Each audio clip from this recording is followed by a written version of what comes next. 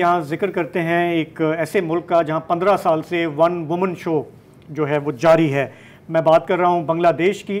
اتوار کو وہاں ایک الیکشن ہوا. توقع کے عین مطابق شیخ حسینہ الیکشن جیت گئیں. 5ویں دفعہ ان کا یہ ٹرم ہوگا. وہ 222 سیٹیں 300 سیٹوں میں سے. جی, تو جیسے کہ توقع تھی کہ وہ میجورٹی سے بڑے زور سے جیتیں گی, وہ جیتیں.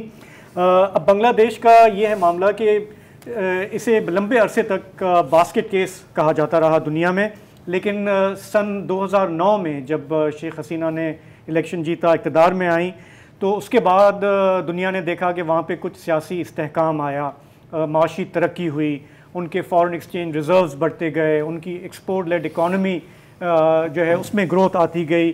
ہم نے وہاں پہ دیکھا کہ سوشل انڈیکیٹرز وہاں پہ بہتر ہوئے, فیملی پلاننگ کی بات ہو.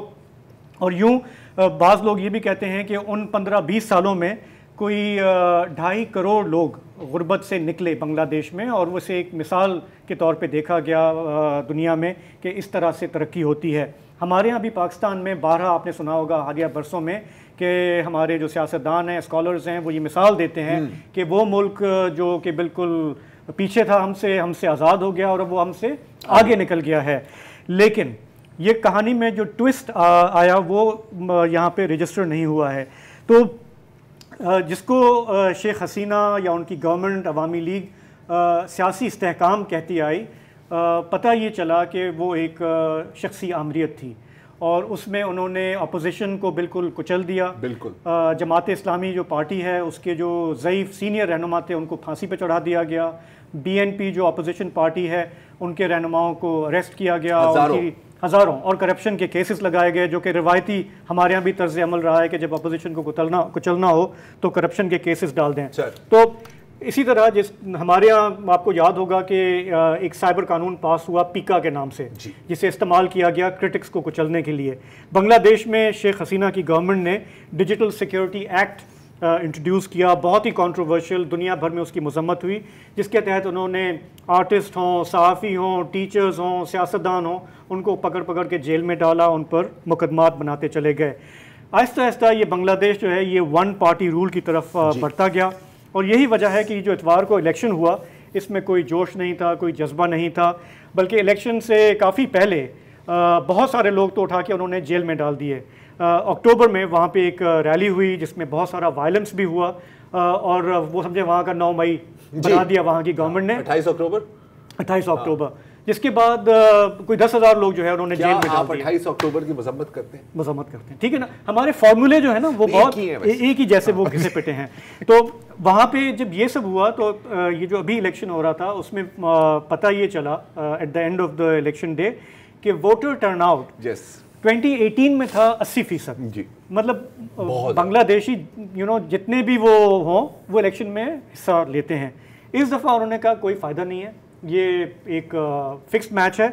تو وہ جو 80% تھا 2018 میں وہ آدھا ہو گیا, 40% ہو گیا. اور اس کے بعد بھی الیکشن جیتنے کے بعد ہمارے یہاں روایت ہے پورے ہمارے خطے میں ڈھول تاشے ناچ گانا کچھ نہیں دیکھا گیا وہاں پہ, کیونکہ وہاں کا بھی جو یوتھ ہے جو پچھلے 15 سال میں جو ووٹر بنا ہے نا, انہوں نے کہا جی یہ کیا سین ہے, نو بٹ ٹینڈر, وہی سین. ٹھیک ہے. اچھا, یہ جو بعض لوگ کہتے ہیں کہ نہیں اگر ترقی کرنی ہے تو ہمیں ڈنڈا چاہیے, ہمیں استحکام چاہیے اور اس سے ہوگی. بنگلہ دیش کی اسٹوری ہمیں بتاتی ہے کہ جب آپ اتنا شکنجے میں لے کے چلتے ہیں چیزوں کو تو وہ آپ کی اکانومی بھی سسٹین نہیں کر پاتی. اب کیا ہو رہا ہے بنگلہ دیش کی اکانومی میں کہ وہاں میں مہنگائی بڑھ رہی ہے. نومبر میں وہ تقریباً 10% کو چھو کر رہی تھی. ان کے زر مبادلہ کے ذخائر جو کہ اگست 2021 میں 48 ارب ڈالر تھے وہ اب گر کر آدھے ہو چکے ہیں, 20 ارب ڈالر پہ آ گئے ہیں. ان کا بیرونی قرضہ جو ہے وہ پچھلے 8 برس میں بڑھ کے دگنا ہو چکا ہے. تو وہاں کے جو کرٹکس ہیں, جو اینالسٹ ہیں, وہ یہ کہہ رہے ہیں کہ اگر آپ نے سسٹین کرنا ہے اس کو, وہاں کی جو گارمنٹ انڈسٹری کی ایکسپورٹس ہیں یہ ہیں, تو آپ نے بنیادی انسانی حقوق لوگوں کو دینے ہوں گے. اب بڑا سوال یہ ہے کہ یہ ٹرم تو یہ جیت گئے, پریڈکٹیبل تھا, لیکن آگے فیوچر جو ہے وہ بنگلہ دیش کا اس پہ بہت بڑا سوالیہ نشان ہے. ایک وجہ اس کی یہ بھی ہے وسعت صاحب, آخری صرف بات, کہ یہ جو شیخ حسینہ صاحبہ ہیں جن کا یہ ون وومن شو چل رہا ہے, یہ جب ان کا یہ ٹرم پورا ہوگا جو یہ جیتی ہیں تو شی ول بی 81. اور ہمارے ہاں وہ پارٹیاں جو شخصیت کے گرد گھومتی ہیں، وہ پھر کیا بنتا ہے ان کا آگے کوئی ان کا کوئی نہیں ہے سیکنڈ ان کے ہیں، ان کی ایک بہن ہے جن کے بارے میں کہا جاتا ہے کہ وہ شاید ایکٹیو ہوں نہ ہوں، لیکن ان کے ارد گرد بھی جو ہے وہ کرپشن کے قصے بہت چل رہے ہیں. اور پارٹی میں میری جو بات ہوئی ہے کچھ بنگلہ دیشی صحافیوں سے، انہوں نے کہا جی ان کے بعد کوئی ایسا لیڈر نہیں ہے جو سب کو ایکسیپٹیبل ہوگا، کیونکہ انہوں نے کسی کو ڈیولپ ہی نہیں ہونے دیا. سو یہ المیہ ہوتا ہے ایسی پارٹیوں کا. تو پھر جمہوریت آ جائے گی. ایج کی بات یہ ہے کہ مہاتیر محمد 94 سال کی عمر میں وزیر اعظم بن گئے تھے.